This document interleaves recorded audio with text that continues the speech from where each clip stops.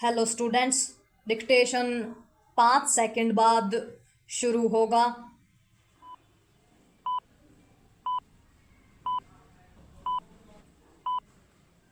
Start.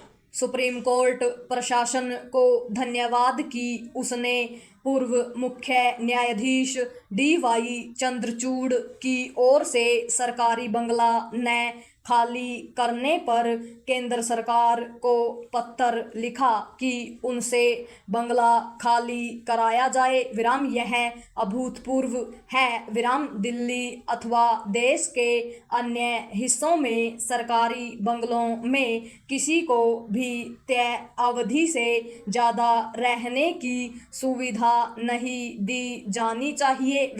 ऐसा कुछ विशेष परिस्थितियों में ही हो सकता है और अतीत में होता भी रहा है।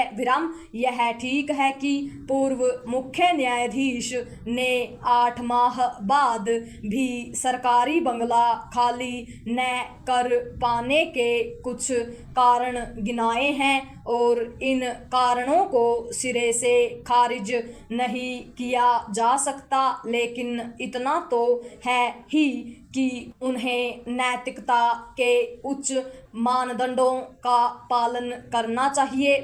इसलिए करना चाहिए क्योंकि सुप्रीम कोर्ट के मुख्य न्यायाधीश के तौर पर वे अपने फैसलों और फैसलों से इतर संबोधनों के जरिए नैतिक आचरण पर बल देते रहे हैं। सरकारी बंगला विवाद से उनकी प्रतिष्ठा को आघात पहुंचेगा। यह सही है कि वे सेवानिवृत्ति के बाद सरकारी बंगले में रहने के लिए तय किराया दे रहे हैं, लेकिन यह किराया कुल मिलाकर मामूली ही होता है और जिस इलाके में वे रह रहे हैं वह तो अति विशिष्ट अक्षेत्र है। पैरा यह पहली बार नहीं है जब सरकारी बंगले को लेकर कोई विवाद उठा हो। इस तरह के विवाद पहले भी उठते रहे हैं। ऐसे सांसदों, पूर्व मंत्रियों की गिनती करना कठिन है जिन्होंने सांसद अथवा मंत्री न रहने के बाद सरकारी बंगला छोड़ने में आनाकानी की। कुछ नेताओं से तो जबरन बंगला खाली कराना पड़ा।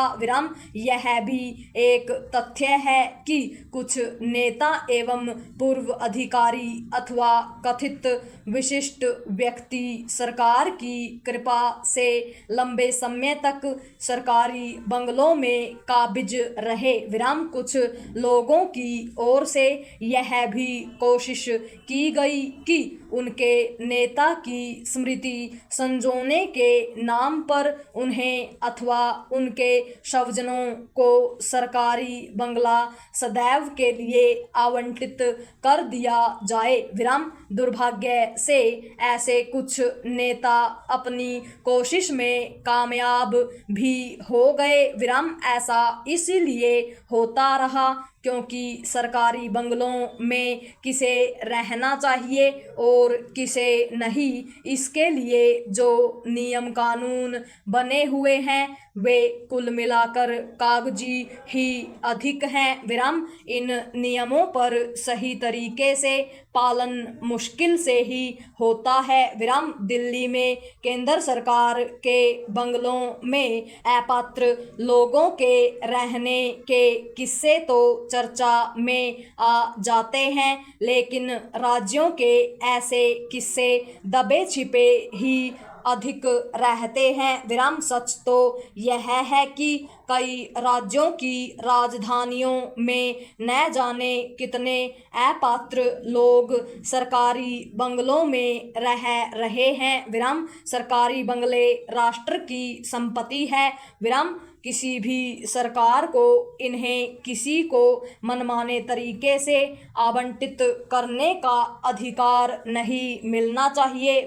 अतीत में सुप्रीम कोर्ट ने इस तरह के मामलों में सरकारों को आदेश निर्देश दिए हैं, लेकिन उन पर पालन शायद ही हो रहा होगा। पूर्ण विराम।